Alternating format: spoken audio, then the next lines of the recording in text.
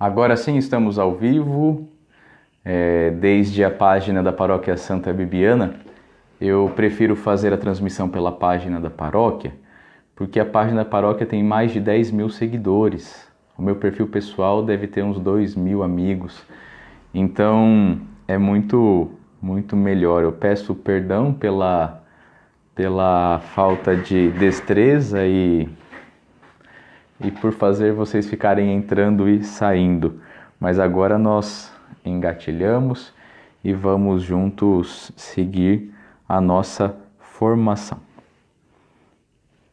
Vou compartilhar aqui no meu perfil e nós já vamos começar. Já estamos um pouco atrasados e vamos começar.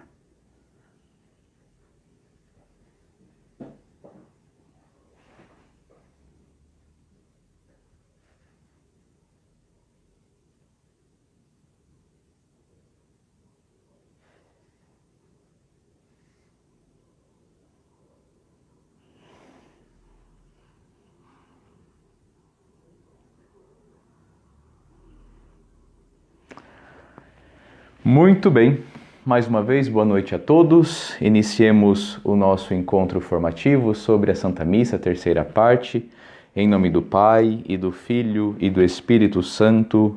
Amém. Por mim nada posso, com Deus posso tudo, por amor a Deus Pai quero fazer tudo. A Ele a glória, a mim o desprezo, pelos séculos dos séculos. Amém. Santa Bibiana e São Vicente Pallotti, rogai por nós. São João Paulo II, rogai por nós. Queridos amigos, sejam bem-vindos a mais um encontro. Agora são 8h37, horário de Brasília. Temos 120 dispositivos conectados neste exato momento. Deus abençoe a todos vocês que estão entrando e interagindo desde já na nossa transmissão. Terceiro dia da nossa formação. Hoje nós vamos concluir, entre aspas, a parte teórica.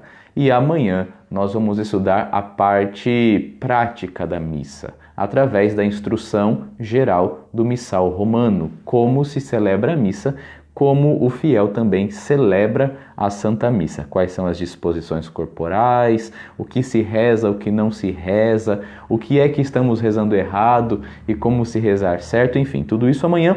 Hoje nós vamos então fechar a questão teórica. Lembremos no primeiro dia o que nós estudamos, as pré-figurações do Antigo Testamento, o papel da ceia, a ceia da Peshá, a Páscoa judaica, a passagem. Depois chegamos à ceia, a última ceia, a ceia de Jesus Cristo, Jesus que recebe esta herança cultural e espiritual dos judeus, que vive uma ceia judaica com os seus, Jesus que na última ceia dá o mandamento do amor e também institui a Eucaristia e o sacerdócio. É um mandato, é uma ordem na última ceia, através do pão e do vinho, então o sacrifício sacramental. O sacrifício na cruz se repete cada vez que celebramos, por ordem de Jesus, o memorial de sua paixão, morte e ressurreição. Então, vimos a importância do pão e do vinho, aquilo que é necessário para a celebração da Santa Missa. Vimos que desde o século II os encontros já se estruturavam nos moldes da missa, né? A liturgia da palavra, a liturgia eucarística. Vimos também a importância do domingo. Eles já se reuniam no século II, desde os Atos, os apóstolos, na verdade, século I, século II, se reuniam no domingo, dia do Senhor, para o partir do pão. Vimos que os sacerdotes, segundo o Concílio de Trento, são os apóstolos, são os sacerdotes do Novo Testamento.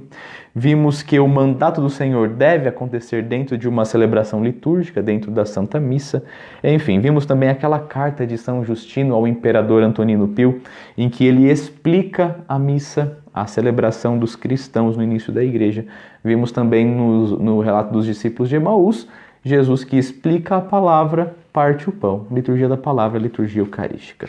Então agora nós queremos finalizar a nossa reflexão dando uma atenção especial ao sacrifício da missa, sacrifício sacramental.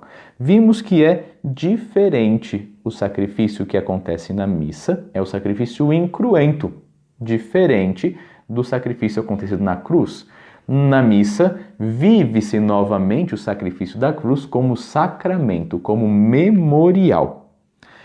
Torna-se presente Cristo no meio de nós através deste sacrifício, deste santo sacrifício sacramental.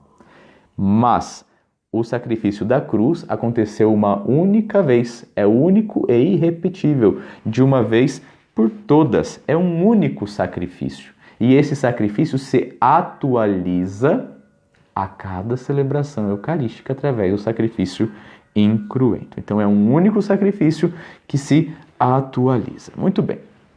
O santo sacrifício da missa, o sacrifício sacramental, ele deve ser considerado a partir de 3 características. Em primeiro lugar, o sacrifício, como já conversamos ontem, ele é um sacrifício de ação de graças. E eu convido vocês, então, a anotarem o número 1359 do Catecismo da Igreja Católica. Está aí esta reflexão. A Eucaristia, sacramento da nossa salvação, realizada por Cristo na cruz, é um sacrifício, Catecismo da Igreja Católica, de louvor em ação de graças pela obra da criação. A Santa Missa é um sacrifício de louvor, agradecendo a Deus pela obra da criação.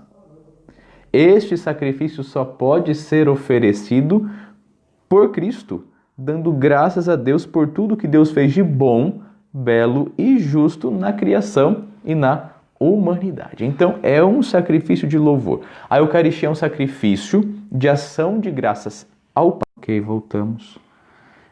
Me perdoem. Por isso, então, a Eucaristia é sacrifício. E a Eucaristia torna presente o sacrifício da cruz. Em primeiro lugar, sacrifício de louvor.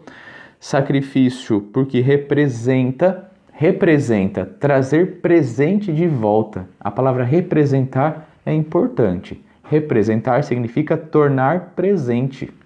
Uma outra vez. Representa o sacrifício da cruz. Vamos entender aqui o que diz o Concílio de Trento a respeito disso, tá bom? O Concílio de Trento vai dizer assim: Nosso Deus e Senhor ofereceu-se a si mesmo, Cristo, nosso Senhor, ofereceu-se a si mesmo a Deus Pai uma única vez, morrendo como intercessor sobre o altar da cruz, a fim de realizar pelos homens uma redenção eterna. Todavia, como a sua morte não devia pôr fim ao seu sacerdócio, na última ceia deixou à Igreja, sua esposa muito amada, um sacrifício visível, que é a Eucaristia, em que seria representado, ou seja, feito presente, o sacrifício cruento que ele iria realizar uma vez por todas na cruz. Sacrifício este, a cruz, cuja memória deveria perpetuar-se até o fim dos séculos. Que beleza o Concílio de Trento nos ensinando. Então, nosso Senhor ofereceu-se a Deus uma única vez, morrendo uma única vez como intercessor sobre o altar da cruz para a redenção eterna dos homens, para a nossa salvação. Mas, como a sua morte não poria fim à sua obra de amor, na última ceia ele deixa um sacrifício visível em que faria presente a missa, faz presente, representa, faz presente o sacrifício da cruz. Percebamos? Então, aqui está o cerne. O sacrifício de Cristo e o sacrifício da Igreja, da Eucaristia, são um único sacrifício. Então, 3 pontos importantes. Eucaristia é sacrifício da cruz. Eucaristia é sacrifício de ação de graças. E, em terceiro lugar, a Eucaristia é o sacrifício da Igreja. Percebamos aqui a beleza desta verdade. Quando celebramos a Santa Missa, a Eucaristia, a Igreja toda é oferecida com Cristo. E o Catecismo da Igreja Católica nos ensina isso perfeitamente. A Igreja, que é o corpo de Cristo, participa da oferta de sua cabeça. Cristo é a cabeça, a igreja seu corpo. Com Cristo, a igreja é oferecida inteiramente. Ela se une à sua intercessão junto ao Pai por todos os homens. Na Eucaristia, o sacrifício de Cristo se torna também o sacrifício dos membros do seu corpo. Portanto, a igreja toda está unida na celebração da Santa Missa. Quando um padre oferece o santo sacrifício, toda a igreja do mundo todo, a igreja universal, está inserida naquele sacrifício. Por isso que a missa não é algo de caráter particular, não é algo que um sacerdote pode dizer é minha e tão somente minha missa. Vou celebrar e estarei sozinho celebrando. Percebam, nestes tempos de isolamento, os padres estão rezando a missa e o mundo todo está sendo, a igreja toda está sendo oferecida neste sacrifício que o padre está celebrando. Ele não celebra por si e somente por si, não celebra para si somente e numa solidão absoluta. Não, a igreja toda. Então, o céu todo se une a esta oferenda. Quando oferece-se a Eucaristia, unem-se não somente os membros que estão na terra, aqueles que estão celebrando a Eucaristia, mas também os que já estão na glória do céu, a comunhão dos santos, a comunhão com a Santíssima Virgem Maria, a comunhão com os santos, fazendo-se memória deles e unidos, a igreja triunfante, a igreja militante, oferece-se o sacrifício ao Pai. Mas, além disso, este sacrifício também é oferecido pelos fiéis defuntos. Toda missa nós celebramos a intenção dos fiéis defuntos, rezamos por eles. Tanto é que tomemos o missal, vamos pegar a oração eucarística segunda. Tanto é que nas intercessões, que são aquelas partes após a consagração, por quem é que o padre reza? Lá o padre reza depois da anamnese. A primeira intercessão é pela igreja. Lembrai-vos, ó Pai, da vossa igreja que se faz presente pelo mundo inteiro. A comunhão com a igreja universal está sendo oferecida. E reza-se pelo Papa, pelo Bispo. Depois reza-se por quem? Pelos irmãos falecidos. Lembrai-vos dos nossos irmãos que morreram na esperança da ressurreição e de todos que partiram dessa vida. Estamos rezando, pedindo a Deus a salvação das almas, a purificação das almas do purgatório, que elas saiam o quanto antes do purgatório e encontrem a glória celeste. É por essas almas que estamos rezando. Então, muitas pessoas ficam bravas quando o padre não cita o nome dos falecidos, né? Mas aqui está a oração por todos os falecidos. Tá bom? Então, é neste momento em que você também une a tua oração à oração da igreja pelos falecidos. Queridos amigos, olhamos que beleza, Santo Agostinho vai resumir a doutrina da Eucaristia de forma bela, como sacrifício, e ele nos anima na nossa participação, uma participação completa. Então, para concluir essa parte, nós vamos concluir com a fala de Santo Agostinho sobre a nossa participação, a nossa entrega para vivenciar a Santa Eucaristia. Santo Agostinho vai dizer assim: esta cidade remida toda inteira, isto é, a Assembleia e a Sociedade dos Santos, é oferecida a Deus como sacrifício universal pelo sumo sacerdote, que, sob a forma de escravo, chegou a ponto de oferecer-se por nós em sua paixão, para fazer de nós o corpo de uma cabeça tão grande. Então, a igreja remida é oferecida a Deus. Este é o sacrifício dos cristãos. Em muitos, ser um só corpo em Cristo. E este sacrifício, a igreja não cessa de reproduzi-lo no sacramento do altar, bem conhecido pelos fiéis, onde se vê que naquilo que oferece, se oferece a si mesma. Essa passagem de Santo Agostinho está presente no número 1372 do Catecismo da Igreja Católica.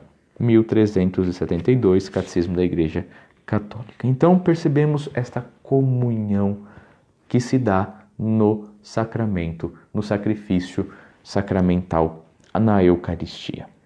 Queridos irmãos, outro ponto importante que muitos se perguntam: Jesus está no pão de forma aparente ou de forma real? Estes dias alguém me perguntou: padre, em uma determinada igreja não se tem sacrário, tem-se a comunhão, a ceia, mas não se tem sacrário. E lá eles me disseram que Jesus só estava naquele momento, depois não mais. Independente das doutrinas, lembremos sempre, Jesus está completamente presente no pão e no vinho após a transubstanciação. Jesus Cristo se dá a nós e está presente sob as espécies eucarísticas. Esta presença de Cristo, ela é única e é por isso que ela eleva o Cristo, pela sua presença, eleva a Eucaristia acima de todos os outros sacramentos. Então, na Eucaristia estão contidos verdadeiramente, realmente e substancialmente o corpo e o sangue, juntamente com a alma e a divindade de nosso Senhor Jesus Cristo. E por isso, o Cristo todo. Isso está no Catecismo da Igreja Católica, que repete o Concílio de Trento, o Concílio Tridentino. Então, Cristo todo está presente no pão e no vinho. Esta presença chama-se real. Por quê? Porque muda-se a substância do pão e do vinho. Por isso, a transubstanciação. A matéria permanece pão, a matéria permanece vinho. Tanto é que se você pegar uma hóstia consagrada e cheirar, você sentirá cheiro de pão. Se você pegar o vinho e você olhar, cheirar, e o sabor é de vinho. Por quê? A matéria é a mesma, mas a substância, vamos trazer uma linguagem um pouco mais didática. A alma daquele elemento, a alma do pão, a alma do vinho não é mais alma, não é mais vinho. A substância não é mais. É corpo e sangue presente no pão e no vinho. Então, pela conversão do pão e do vinho no corpo e no sangue de Cristo, é que esta presença real, verdadeira e substancialmente acontece no sacramento. Esta é a fé da Igreja. Jesus está profunda, total e completamente presente na Eucaristia. São João Crisóstomo vai confirmar esta verdade e ele tem um escrito belíssimo que é assim, que diz assim: não é o homem que faz com que as coisas oferecidas se tornem corpo e sangue de Cristo. Não é por nosso poder, mas o próprio Cristo que foi crucificado por nós. O sacerdote, figura de Cristo, pronuncia essas palavras, mas sua eficácia e a graça são de Deus. Isto é o meu corpo, diz o sacerdote. Estas palavras, agindo na pessoa de Cristo, transformam as coisas oferecidas. Santo Ambrósio também vai dizer algo muito belo. Estejamos bem persuadidos de que isto não é o que a natureza formou, mas o que a bênção consagrou. A natureza forma pão, o trigo forma o pão. A natureza forma a uva forma o vinho, mas é a bênção de Deus e a força da bênção que, superando a natureza, faz com que Cristo se faça presente. Por isso, queridos irmãos, é muito importante nos debruçarmos sobre este conceito e entendermos esta verdade, a presença real, completa e total de Cristo na Eucaristia. Muito bem, vamos agora para uma outra definição que é importante. Nós até agora falamos da Eucaristia como sacrifício de nosso Senhor Jesus Cristo, mas ao mesmo tempo é inseparável o sacrifício do banquete. Então, A missa é, ao mesmo tempo, memorial, sacrificial, onde acontece o sacrifício da cruz, mas também é banquete sagrado de comunhão do corpo e do sangue de nosso Senhor Jesus Cristo. Percebam que quando nós vamos receber o corpo e o sangue de Cristo, nós dizemos que estamos recebendo a comunhão, né? Porque estamos entrando em comunhão com o corpo e o sangue de nosso Senhor. Jesus nos convida a somarmos-nos à sua mesa, à mesa da partilha, à mesa do banquete e a beirarmos do seu corpo e do seu sangue, lá em João 6:53. Se não comerdes a carne do Filho do Homem e não beberdes o seu sangue, não tereis a vida em nós. Então, não somente assistir o sacrifício, participar do sacrifício, estar diante e contemplar o sacrifício, mas também somos convidados a entrar em comunhão. Entrar em comunhão. Por isso que o centro da nossa igreja qual é? O sacrário? Não. Embora o sacrário conserve a presença real de Cristo, né? Mas o centro da igreja é o altar. O altar é o centro. Por quê? A igreja se reúne através do altar porque ele representa os dois aspectos do mesmo mistério. O altar enquanto pedra do sacrifício, o altar do sacrifício e também o altar mesa do Senhor. Mesa do Senhor. Isso que é importante nós termos consciência. O altar representa o corpo de Cristo. O altar representa o Cristo e o corpo de Cristo está em cima do altar.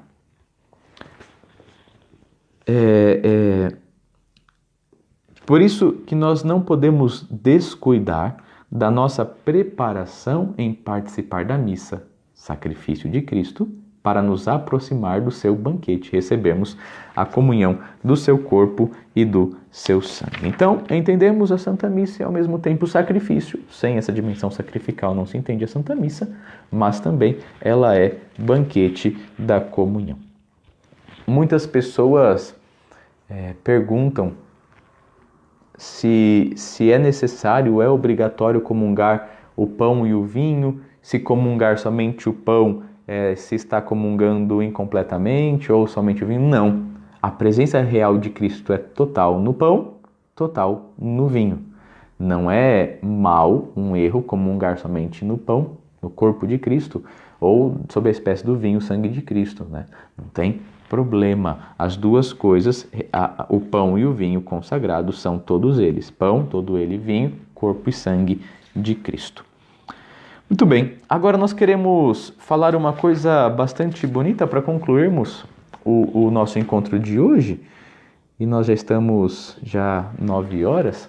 Eu convido vocês agora para nós meditarmos as finalidades do sacrifício da missa. Então, nós vimos até agora o caráter sacrificial, nós vimos a presença real, nós vimos o banquete pascal, a missa também é um banquete, mas agora então nós vamos para as finalidades da Santa Missa. Uma pergunta muito interessante.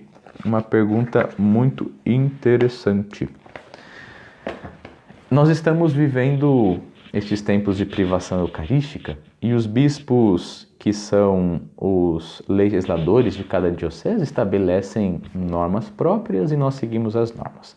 Mas a norma geral da igreja, qual é? Em tempos ordinários, né? Em tempos normais de ordem. Lembremos, os mandamentos da lei da igreja. 2 mandamentos importantes, todos são importantes, mas 2 importantes no que diz respeito ao tema que estamos conversando. Primeiro, participar da missa quando? Todos os domingos e dia santo de guarda. Esta é a obrigação, participar da missa. Agora, um outro mandamento da lei da igreja é comungar ao menos uma vez por ano, preferencialmente por ocasião da Páscoa do Senhor.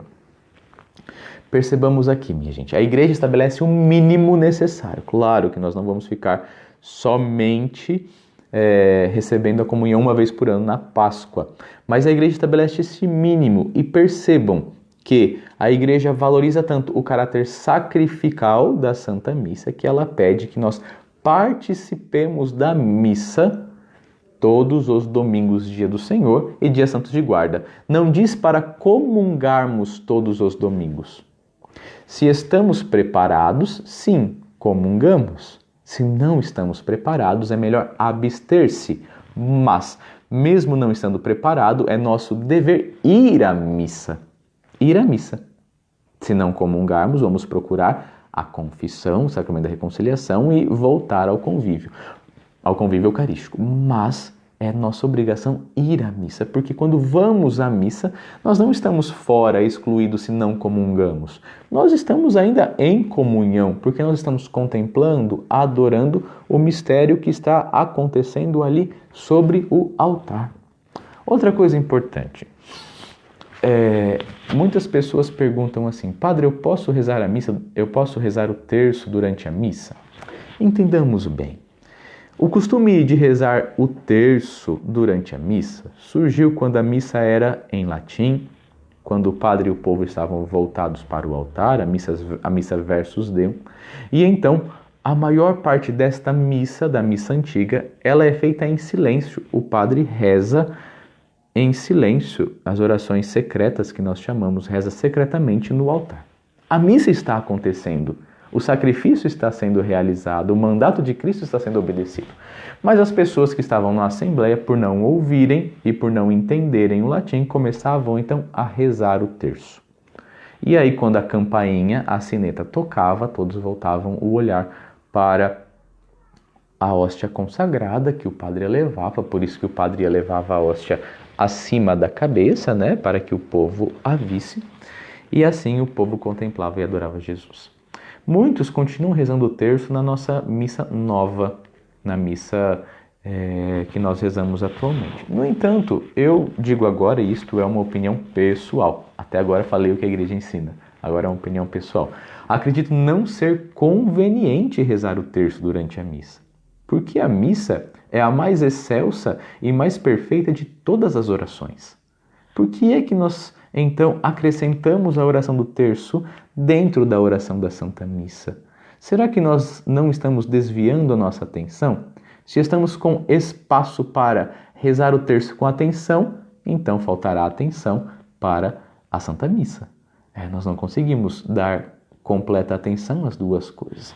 E o momento da Santa Missa é para você estar presente completamente na Santa Missa, rezando, mesmo que você não comungue, mesmo que seja a missa no rito extraordinário, a missa em latim. Padre, não entendo nada, não vou numa missa em que eu não entendo nada, mas meu amiguinho, minha amiguinha, nós não precisamos entender o que o padre está falando para termos a certeza de que o sacrifício ali está sendo realizado. Se entendemos o que é a Santa Missa, como nós estamos procurando fazer aqui, entender, compreender para amar, se a missa é rezada em latim, em português, em árabe ou em esperanto, se a missa é rezada em qualquer idioma, nós estamos sabendo que ali sobre o altar está acontecendo o santo sacrifício redentor de nosso Senhor Jesus Cristo, a memória, a atualização deste sacrifício da cruz. Entendemos? Então, por isso que é importante irmos à igreja e adorarmos o Senhor, contemplarmos o santo sacrifício e ficarmos total e profundamente dedicados a isto. Se estamos em condição de comungar, abeiramos-nos da comunhão. Se não, nós permanecemos no nosso lugar e nos preparamos para a comunhão. Tá bom? Alguma dúvida? Tem uma pergunta chegando? Acredito que hoje não tem nenhuma pergunta. Eu acho que os piripaques da conexão, né, fizeram com que as perguntas ficassem para trás. Mas se alguém tiver alguma pergunta, alguma dúvida, nós vamos conversar, tá bom? Podem mandando as suas perguntas no chat. Vamos lá. Queridos amigos, então agora iniciamos uma segunda parte sobre as 4 finalidades da missa. A missa, ela é a mais perfeita realização dessas 4 finalidades. Ela é oferecida para 4 fins. Quais são estes 4 fins? Primeiro fim, o fim de adoração. Nós rezamos a Santa Missa para adorar a Deus, com a finalidade de adorar, elevar a Deus uma adoração. Então, o sacrifício do Filho único de Deus é o único dom verdadeiramente digno, o melhor, que nós podemos oferecer ao Pai em honra, em adoração. Estão vendo este livrinho aqui? Se chama O Sacrifício da Missa. É do cardeal Juan Bona, do século XVII, este livrinho aqui, tá bom? Então, ele diz assim, este livrinho ele é escrito para os sacerdotes, considerações para a piedade sacerdotal, mas ele nos ensina. E sobre esta primeira finalidade, a finalidade da adoração, ele diz assim: a missa é um sacrifício de adoração, oferecido a Deus para prestar a Ele o supremo culto e a mais alta honra, como ao nosso princípio e nosso último fim, em testemunho de sua excelência infinita, de seu domínio e majestade, e de nossa dependência, servidão e sujeição a Ele. Então, um sacrifício de adoração que oferecemos a Deus para prestar a Ele o máximo culto, a mais alta honra, como ao nosso princípio e o nosso último fim, testemunhando a sua excelência infinita, seu domínio, sua majestade e apresentando a nossa dependência, servidão e sujeição a Ele. Estamos recebendo aqui as perguntas, fiquem tranquilos, nós estamos registrando e vamos respondê-las, tá bom? Depois, finalidade de adoração, para adorar a Deus. Segunda finalidade da Santa Missa, do sacrifício eucarístico. São 4. Primeira, adoração. A segunda, ação de graças. Por Cristo nós oferecemos eficientissimamente nosso agradecimento e louvor por todos os muitos benefícios que recebemos. Agradecemos. É um sacrifício de gratidão. Já vimos isso no Catecismo da Igreja Católica. O cardeal Juan Bona vai dizer assim: é um sacrifício de ação de graças por todos os benefícios que nos faz o próprio Deus enquanto nosso benfeitor, de natureza, de graça e de glória. Então, agradecemos. Primeira finalidade, adoramos. Segunda finalidade, agradecemos. Agora, a terceira finalidade, a propiciação. O que é isto? Pelo sacrifício da missa, aplicamos o sangue de Cristo ao perdão de nossos pecados. Então, pelo santo sacrifício da missa, aplicamos o sangue de Cristo ao perdão de nossos pecados. Entendamos bem, queridos irmãos, o cardeal Bona vai nos dizer: aplica a todos aqueles pelos quais é oferecido a força e a virtude do sacrifício da cruz. E ainda mais, é o mesmo sacrifício em substância, a mesma hóstia e o mesmo ofertante principal, ainda que oferecido de modo diferente. Se chama sacrifício propiciatório porque, por esta oração, o Senhor é aplacado e concede a graça e o dom da penitência aos pecadores que não oferecem obstáculos. Ele perdoa as penas merecidas pelos pecados, pois, pelo sacrifício da missa, se aplica o sacrifício de Cristo, que na cruz satisfez pelos pecados de todo o mundo. Perdoa também as penas aos defuntos que estão no purgatório, pois também com esta finalidade foi instituído por Cristo, como consta pelo poder que na ordenação se confere aos sacerdotes, de oferecer o sacrifício pelos vivos e defuntos, como já comentamos anteriormente. Este efeito nunca pode ser impedido, porque é impossível que estes interponham qualquer obstáculo. Percebamos aqui, irmãos, que beleza! Sacrifício para adoração, sacrifício para a ação de graças, para o perdão dos pecados. Pedimos que o Senhor tenha misericórdia de nós e perdoe nossos pecados. Mas estejamos atentos. Quais são os pecados que nos são perdoados na Santa Missa? Nós vamos ver daqui a pouquinho. Quais pecados são perdoados? Nós vamos ver no Catecismo da Igreja Católica. Então, finalidade de adoração, de ação de graças, de propiciação, de perdão dos nossos pecados ou se oferecemos pelas almas do purgatório, e se oferecemos pelas almas do purgatório, também por elas. E por fim, Cristo mereceu para nós não somente os pecados, mas como por consequência, as graças. Ele também nos concede os bens. Por isso que a quarta finalidade da missa é a finalidade de petição. Nós pedimos. Então, pela intercessão de Cristo, esperamos receber a assistência da graça de Deus para as nossas intenções. Todos nós somos necessitados, por isso nós pedimos. Primeiramente, os bens espirituais e, em segundo lugar, também os bens temporais, os bens da nossa necessidade humana. Percebamos, queridos irmãos, como a Santa Missa não é simplesmente um encontro, não é simplesmente um agrupamento de pessoas, um grupo de oração. A Santa Missa é excelsa, é o excelso acontecimento, é o sol da Igreja. Através dela nós adoramos, damos graças, pedimos perdão e pedimos a nós. Que beleza! Nós vamos agora entender um pouquinho melhor isto com o Catecismo da Igreja Católica, que vai nos falar também dos frutos da Santa Missa. Frutos.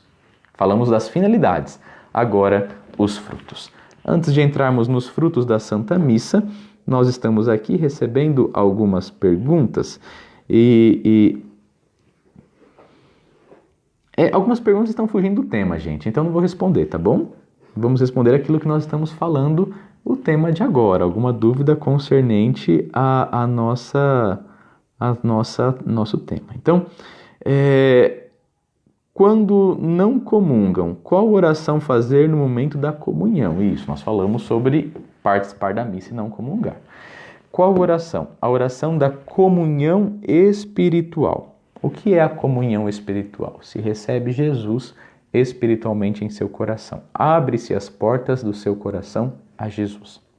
Existem diversas fórmulas, textos de comunhão espiritual. Você pode ler uma delas, ter consigo uma dessas fórmulas de comunhão espiritual. Ou então você pode fazer mentalmente a sua comunhão espiritual. O que é uma comunhão espiritual? Já dissemos, é colocar-se à disposição do Senhor, abrir o seu coração, desejar a sua presença em sua alma, para que esta presença seja uma presença santificante, fortificante, uma presença verdadeiramente divina, né? Para que você o receba de verdade. A presença dele é verdadeiramente divina, mas que você faça a sua parte, o receba, se disponha.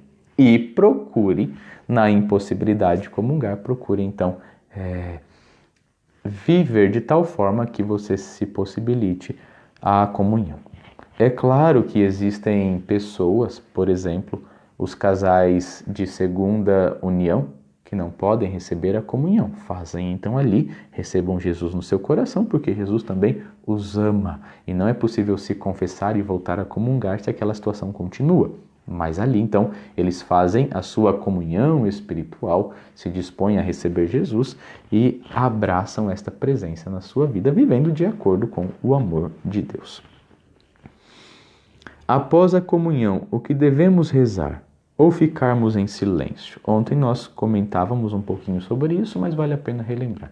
Após a comunhão é um momento de ação de graças. Agradecemos a Deus, o Santo Sacrifício Eucarístico, agradecemos pela comunhão recebida, pela sua presença, a sua vida, a sua presença real em nós. Acabamos de comungar, corpo e sangue, alma e divindade. Então é um momento de ação de graças, uma ação de graças, uma adoração cheia de gratidão, um momento de encontro teu com Jesus. Se você quer ficar em silêncio, fique. Se você quiser fazer uma oração mental, faça, tá bom? É isto que nós precisamos rezar. Mais uma pergunta: comungar na mão ou na boca? A Igreja nos ensina que as duas formas estão corretas. É direito do fiel comungar na mão, comungar na boca. Mas isso vamos conversar amanhã na parte prática da Santa Missa. Então agora vamos conversar sobre os frutos da comunhão, da Santa Missa. Quais são os frutos? Que frutos que eles geram, que a Santa Missa gera? Vamos recapitular. Vimos antes de ontem a tradição, vimos a Santa Ceia, vimos o mandato, vimos os primeiros cristãos, vimos a doutrina da Igreja sobre a Eucaristia, vimos as finalidades da missa, agora os frutos da missa. Queridos irmãos, alguns frutos importantes. Primeiro fruto, a Santa Missa aumenta a nossa união com Cristo. Receber a Eucaristia faz com que nós nos unamos intimamente a Jesus nosso Senhor. Lá em João 6,56. João 6,56. Quem come a minha carne e bebe meu sangue, permanece em mim e eu nele. Que beleza! Comunhão íntima, unidade com nosso Senhor Jesus Cristo. Depois, importante ainda dentro deste fruto, né? A comunhão da carne de Cristo conserva, quem nos ensina isso é o Catecismo da Igreja Católica, conserva, aumenta e renova a vida da graça que nós recebemos no batismo. Pelo batismo, nossa alma torna-se pura, sem a mancha do pecado original e entra na graça de Deus. Nós perdemos essa graça quando pecamos gravemente. Quando recebemos a Eucaristia, e se recebe a Eucaristia em estado de graça, só se deve receber em estado de graça, quando recebemos a Eucaristia, a vida da graça é conservada, é dilatada e é renovada. Ou seja, somos abraçados por Deus mesmo. Entende? Que beleza, que fruto magnífico. Segundo fruto da comunhão da Santa Missa, a comunhão separa-nos do pecado.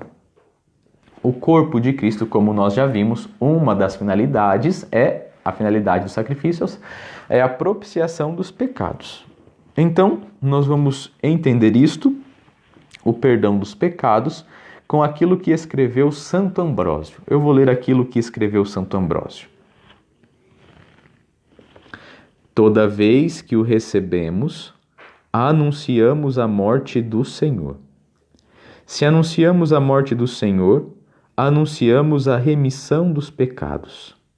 Se toda vez que o seu sangue é derramado, o é para a remissão dos pecados, devo recebê-lo sempre, para que perdoe sempre os meus pecados. E olhem esta frase. Eu que sempre peco, devo ter sempre um remédio. Que maravilha! Eu que sempre peco, devo ter sempre um remédio.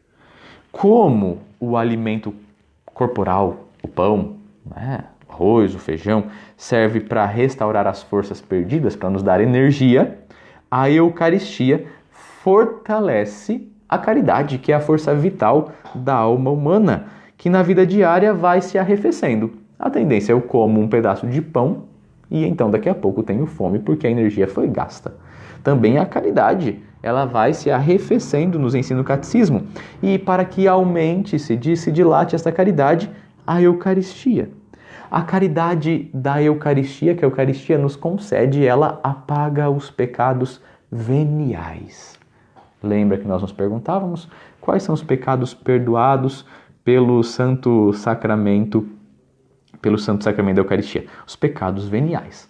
Os pecados graves precisam ser perdoados através do sacramento da penitência, da reconciliação, da confissão. Tá bom? Então, primeiro fruto, união com Cristo. Segundo, separa-nos do pecado. Terceiro, número 1395 do Catecismo, preserva-nos dos pecados mortais futuros. Não é que comunguei, nunca mais vou pecar, num passe de mágica. Entendemos? A Eucaristia não é mágica, minha gente, não é mágica. Mas quanto mais participamos da vida de Cristo, quanto mais progredimos na amizade com Cristo, na graça de Deus, na perfeita comunhão com Ele, tanto mais difícil de Ele separar-nos pelo pecado mortal. A Eucaristia não é destinada a perdoar os pecados mortais, mas ela nos fortalece para lutarmos contra ele.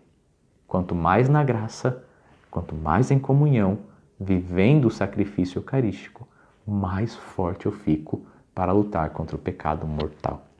E o contrário é verdadeiro.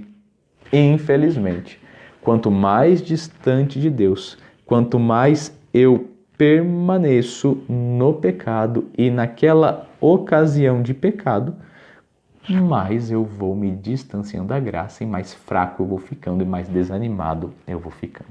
A palavra de Deus nos diz, um abismo atrai outro abismo, né? Um pecado me leva ao outro e vai me soterrando neste mar de lama em que se abate sobre mim o desânimo, o desespero, a fraqueza, até que eu desista de tudo, desista da graça de Deus.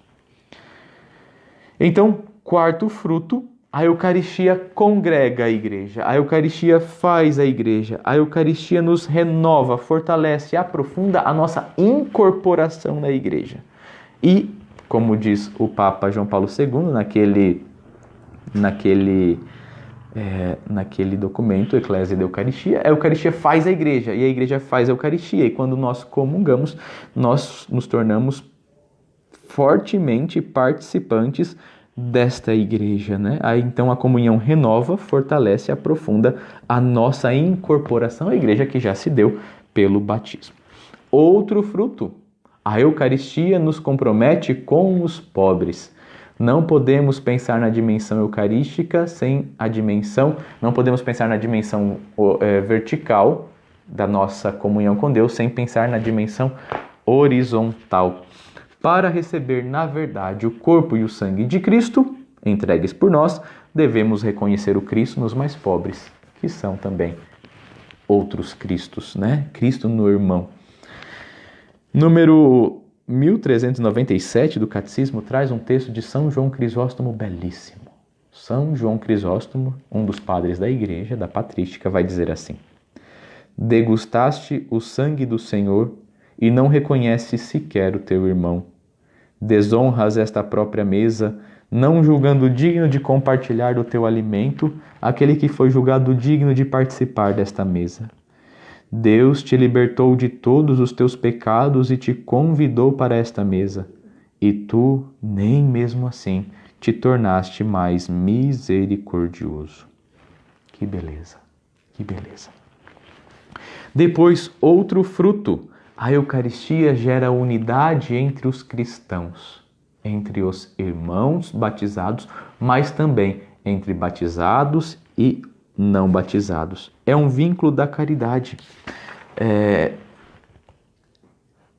Como eu posso dizer? Existem igrejas, melhor dizendo, né? Existem igrejas que não estão em comunhão plena com a Igreja Católica, a Igreja de Jesus Cristo, mas celebram também a Eucaristia. Quando ela celebra a Eucaristia e nós celebramos, também estamos em comunhão, embora não de forma plena. Tanto é que estas igrejas do Oriente, por exemplo, a Igreja Ortodoxa Grega, celebra a Eucaristia. Não está em plena comunhão com a Igreja Católica, mas celebra. Então estamos em comunhão entre nós cristãos. Se por acaso um membro da Igreja Católica Ortodoxa Grega, por uma grave necessidade, pede a comunhão na Igreja Católica Apostólica Romana, ele pode receber a comunhão, se ele professa a fé naquilo que está diante dele. Percebam que beleza? Esta unidade de fé. Agora, não é conveniente nós católicos, se vamos a uma igreja protestante, comungarmos, né? Porque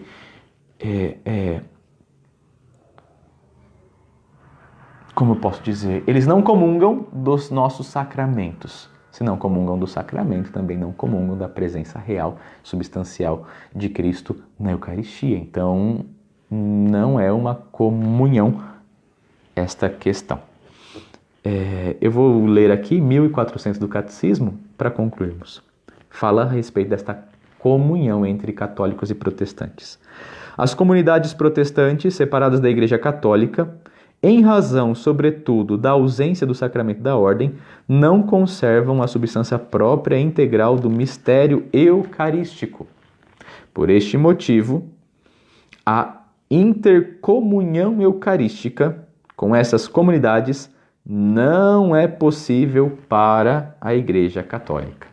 Por isso que um católico não comunga numa igreja protestante e um protestante não deve comungar na Igreja Católica. Tá bom? E assim nós entendemos um pouquinho mais e encerramos por hoje este tema dos frutos da comunhão. A união com Cristo, perdão dos pecados veniais, a preservação dos pecados mortais futuros, a comunhão eclesial nos faz membros da igreja, compromete-nos com os pobres e nos une com os irmãos cristãos que não estão em plena comunhão, mas que estão em comunhão também em partes com a Igreja Católica. Amém? Entendido? Alguma dúvida? Vamos ver aqui, já são 9 horas e 27 minutos. Vamos ver as perguntas que mandaram para nós. Sem a confissão dos pecados ao padre, podemos comungar? Mesmo que houve durante a missa o arrependimento? Minha irmã, vou te responder brevemente, porque, como disse ontem, isso exige uma catequese mais detalhada e mais calma sobre o sacramento da reconciliação, sobre pecado e sobre graça. O que é que nos impede e nos afasta da comunhão eucarística? O pecado grave. Se eu estou em pecado, mesmo que eu me arrependi deste pecado na missa, eu preciso receber a absolvição sacramental, a confissão, para receber a comunhão. Por isso que é muito melhor, deve ser assim, que se abstenha da comunhão, participe da missa, faça a tua comunhão espiritual e na primeira oportunidade que você tiver, procure o padre para a confissão sacramental. Se eu estou em estado de graça, não possuo pecados mortais, mas tenho pecados veniais. E estes pecados veniais, eles me atormentam, me incomodam, me fazem mal. Eu peço perdão a Deus durante aquela Santa Missa e posso comungar. Porque estes pecados nos são perdoados pela Santa Missa. Acabamos de ver o perdão dos pecados veniais, mas não dos pecados mortais. É preferível que fiquemos, participemos da missa e depois busquemos a confissão. Padre, mas isso gera uma grande dor. Eu estar na igreja, não poder comungar porque eu não me confessei. Mas que bom que gera dor. É bom que gere dor, porque a dor nos ensina. A dor nos ensina, não mais fazermos aquilo. Existe aquele ditado, se nós não aprendemos pelo amor, nós aprendemos pela dor. Se eu posso comungar, se nada me impede, o que me impede é a falta de confissão, o pecado. Então eu preciso me arrepender, realizar a satisfação e aí sim voltar a comungar. Mas aquela dor vai me ensinar. A dor do arrependimento, dói, né, incomoda, vai me ensinar a bem viver a minha união com Deus. Mais alguma pergunta? Acho que por hora não. Acredito que não. Muito bem, queridos irmãos, assim nós vamos encerrando a nossa catequese de hoje.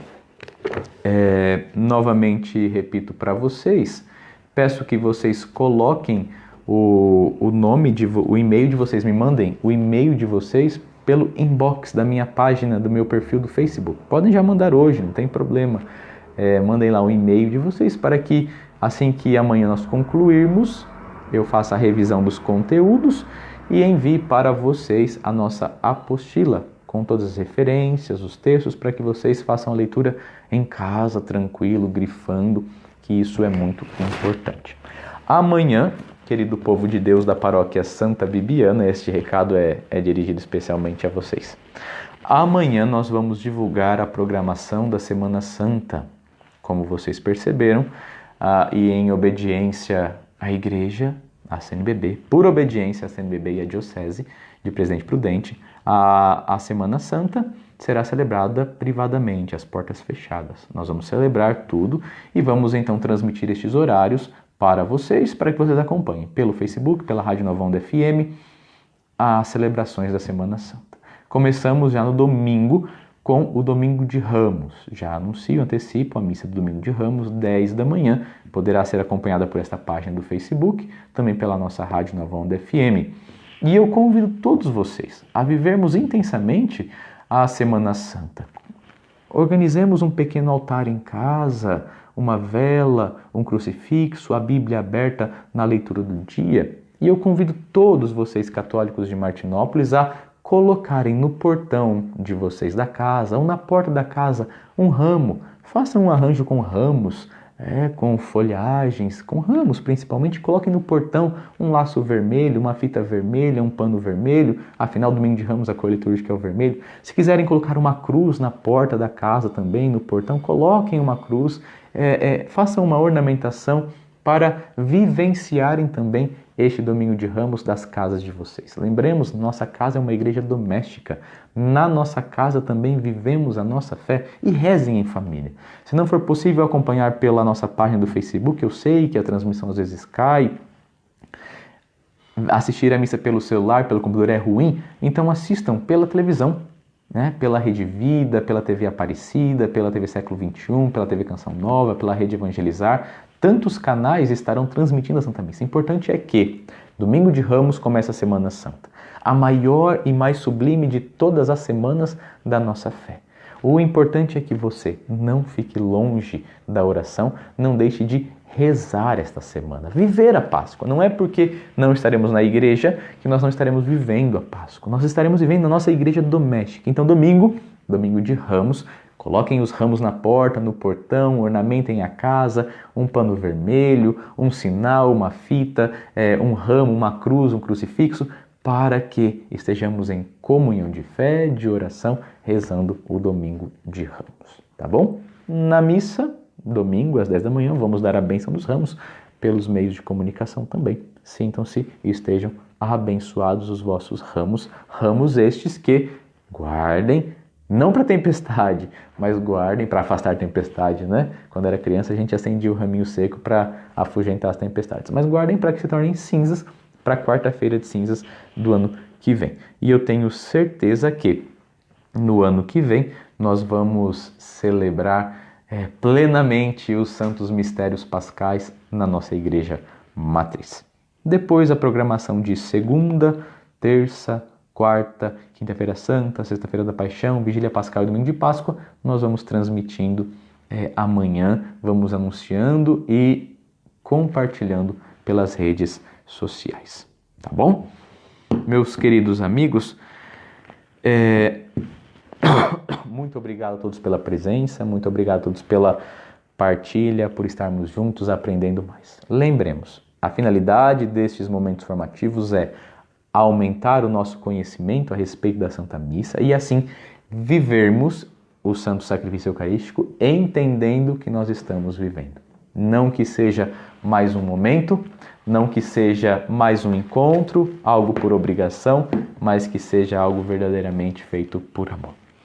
E eu encerro com uma passagem do venerável Fulton Sheen. Fulton vai dizer assim, sobre a Santa Missa. Ele tem um livro que diz que o título é O Calvário e a Missa. E ele diz, um trecho deste livro é assim: imagine, então, o sumo sacerdote Jesus Cristo saindo da sacristia do céu para o altar do Calvário. Ele já traja a vestimenta de nossa natureza humana, o manípulo de nosso sofrimento, a estola do sacerdócio, a casula da cruz. O Calvário é a sua cátedra. A rocha do Calvário é a pedra do altar. O sol que se avermelha é a lâmpada do santuário. Maria e João são os altares laterais vivos. A hóstia é o seu corpo. O vinho é o seu sangue.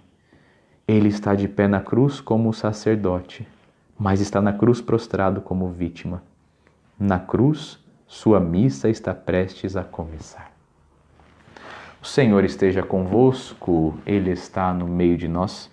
Pela intercessão da bem-aventurada Virgem Maria, Mãe de Deus e Nossa Mãe, de São João Paulo II, de quem hoje lembramos 15 anos de sua morte, pela intercessão de São Vicente Palote, Santa Bibiana, abençoe-vos Deus Todo-Poderoso, Pai, Filho e Espírito Santo. Amém. Tenham todos uma boa noite, obrigado pela presença, pela comunhão de fé e lembremos sempre, esta é a vitória que vence o mundo, a nossa fé. Boa noite.